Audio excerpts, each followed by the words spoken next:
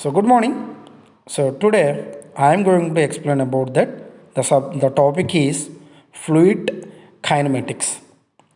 So fluid kinematics, it is the branch of fluid mechanics. So already in the previous classes we had a discussion on fluid mechanics. So mechanics three types: fluid kinematics, fluid statistics, and fluid dynamics. And the second one is fluid kinematics.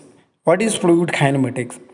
Fluid kinematics, it deals with the study of velocity and the acceleration of the particles of fluid in motion and their distribution in space with regarding considerations of the any forces.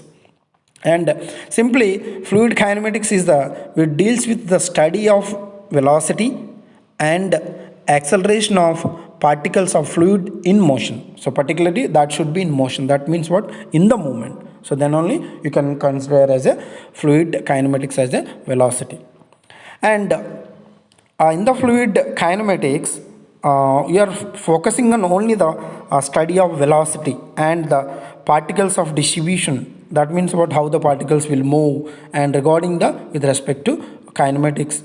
Okay, and here the you have to find out velocity particularly because of that in the fluid kinematics. And in the fluid kinematics there are types of flows will be there. So these are called different types of flows. Very important, because in the pipe, suppose let us imagine that I will draw that figure. Let us say that this is the pipe. So in that pipe, suppose the liquid is flowing like this. Okay, so regarding the liquid is flowing in a pipeline, you can decide different types of flows. So that type of flows is the this is the classifications. Let's see in the let's see that all the types of flows here. See, there are regarding 6 types of flows.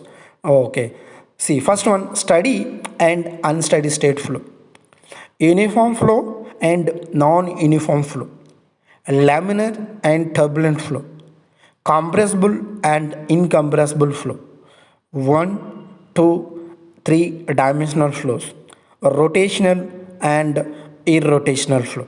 So these are all different types of flows in a pipeline. Either it is open channel flow, either it is a closed channel flow. These types of flows are very common. Okay, so coming to explanation for the each type of flow, how the where you can use the each type of flow. And then coming to steady and unsteady state flow. So in the steady and unsteady state flow, suppose if you are going to take a photo in a photo studio, the photographer will tell that yeah, be steady. That means what? With regarding time, you are not changing the positions like that. In the steady state flow, how can you define the steady state flow? The type of flow in which the fluid characteristics like velocity, pressure, density, or etc. at any point do not change with the time. Okay, that means let us see. I will draw a figure. This is the pipeline. In that one, that initially the temperature is 20 degrees Celsius, and after some time, maybe 20 minutes or maybe 1 hour, again the temperature is 20 degrees Celsius. That means what? The temperature will not changing from initial to final. That is called steady with regarding time. Not only temperature, like pressure, density, velocity, whatever it may, any parameter will not change. That is called steady state flow. And coming to unsteady state flow, what is unsteady state flow? In that type of flow, the parameters, which is velocity, pressure, density at any point with respect to time, changes from point to point. Let's see here the 20 degrees Celsius, and after some time again to 40 to 30 degrees Celsius, 40 degrees Celsius, like 60 degrees Celsius. That means what? The temperature will change. Not only temperature, all other parameters will change. Okay, like temperature, pressure, like velocity will change. So that is called unsteady state flow. Okay, next, and second one is what do you call that? Second one is uniform flow and non-uniform flow. Okay, so coming to uniform flow, what is uniform flow and what is non-uniform flow? Uniform flow, the velocity is constant throughout the flow. Only velocity, the velocity is constant throughout the flow. That means velocity will not change. And non-uniform flow, the velocity changes from point to point. The velocity changes from point to point. That means what? Whereas in the uniform flow, only you can focus on velocity. Velocity is constant. Whereas in the non-uniform flow, velocity is changes. Velocity will change. So that is the difference between uniform flow and the non-uniform. And third one is laminar and turbulent flow. Reynolds is a scientist. He was discovered that laminar and turbulent flow in the 1918. So what is laminar flow and what is turbulent flow? Okay, I am going to explain. Listen carefully. Very, very important. Okay, what is laminar flow? So in the laminar flow, the liquid flows layer by layer. That means what? Without the disturbance of the flow, simply the liquid flows layer by. Let us see the one simple diagram. So this is the one layer of liquid, and second layer of liquid, and third layer of liquid, and fourth layer of liquid. That means what? Where if you see, this is the layer 1, and second one layer 2, and next layer 3, and next layer 4. That means what?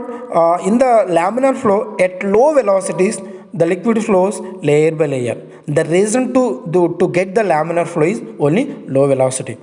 Only low velocity. At low velocities, the liquid flows layer by layer without the disturbance of the flow. That type of flow is called laminar. Whereas in the turbulent flow, the layer by layer of overlapping, mixing, like formation of eddies, and mixing of the layer, and what do you call that? The next one, overlapping of the flow. So that means what? This is called turbulent flow. So that means the reason to get the turbulent flow is high velocity. The reason to get the laminar flow is low.